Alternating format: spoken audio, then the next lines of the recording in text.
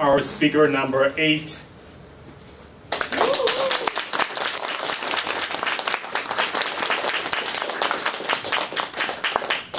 Max Silin. Asleep and awake. Asleep and awake. Max Silin. Good day, dear friends, fellow Toastmasters, and most welcome guests. Back in the time, I used to live in a student's residence, sharing a room with a friend of mine, Oleg. One night, when Oleg wasn't there in the room due to having to work a night shift, I was asleep in my bed and saw a dream. It was as if I woke up in my dream and saw a stranger sitting in front of my bed and staring at me.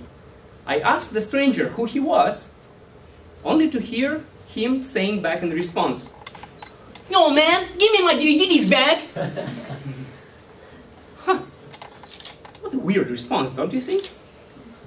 But then I was like, aha, that's just a dream.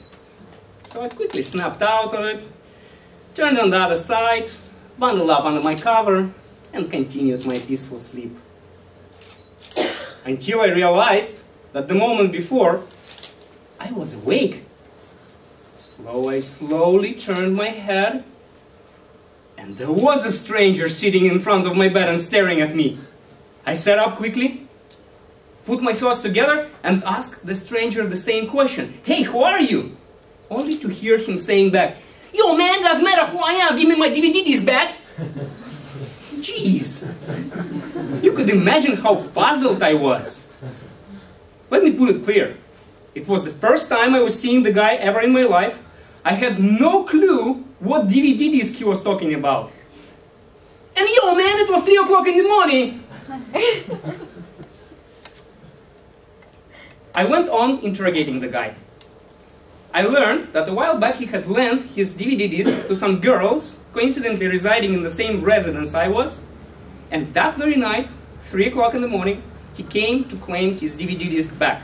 But the girls did not have it, because they in turn had lent that DVD disc to somebody else living in room number 9. And yes, you guessed it right, that happened to be the exact room I was living in. The situation was not making sense whatsoever. But still, due to my good, kind nature, I was willing to lend the guy a hand in his pursuit of finding a DVD disc at 3 o'clock in the morning. But more so, I was willing to return the favor to those kind girls who had sent that freak down my way at 3 o'clock in the morning. Damn it. So the guy and I agreed that he was to wait for me outside in the corridor while I dress up, and then the two of us would go up to see the girls and figure the situation out. And as I was dressing up, the guy waiting in the corridor grew angry all of a sudden. He started screaming and swearing, and he was screaming so loudly that he actually woke up a security lady. We used to call her Vahrushka. She went onto the corridor and scared him off to the fire staircase at the back of the building. In the meanwhile, I dressed up and took the front staircase to go up on the floor where the girls used to reside. As I approached the room and knocked on the door, there was no answer. I figured though that the door wasn't locked, so I went inside, but nobody was there. And as I was coming out into the corridor from the room, I captured with my side view that there was that same guy running along the corridor towards me with a clear intention to get me hurt. That was a bad call of his. Poor guy.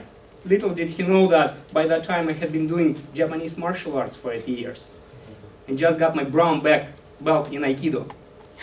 So quickly, with ease, I disarmed him, placed him gently on the floor, and since he was bigger than I was, I put myself on top of him. And you would have guessed that the situation should have been over by the time, don't you?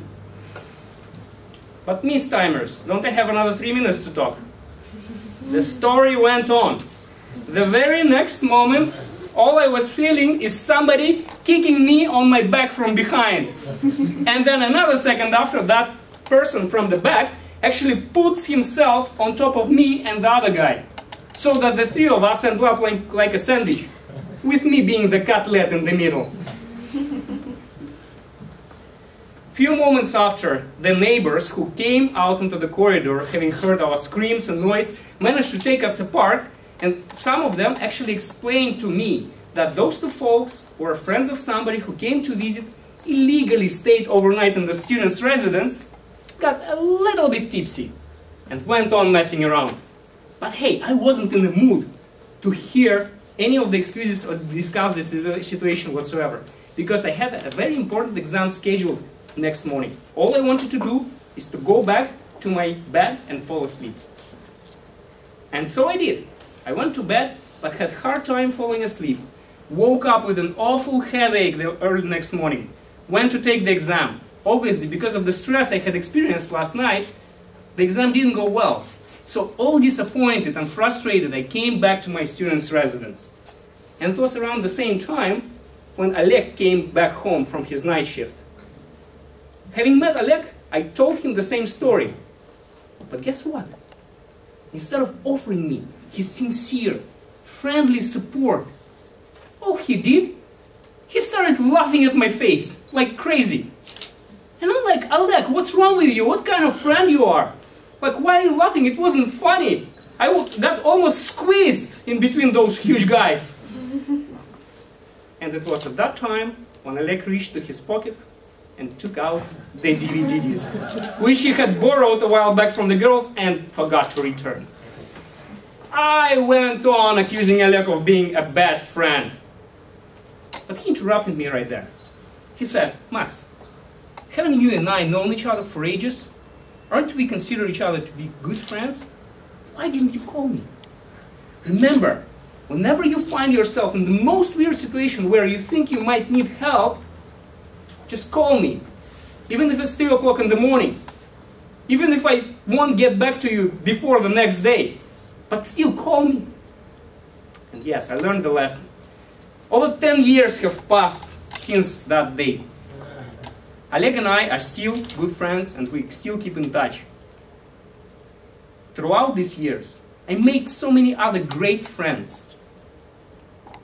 And when I came to realize that I have all these awesome people in my life who are ready to help me, I thought to myself, yo man, I'm feeling lucky.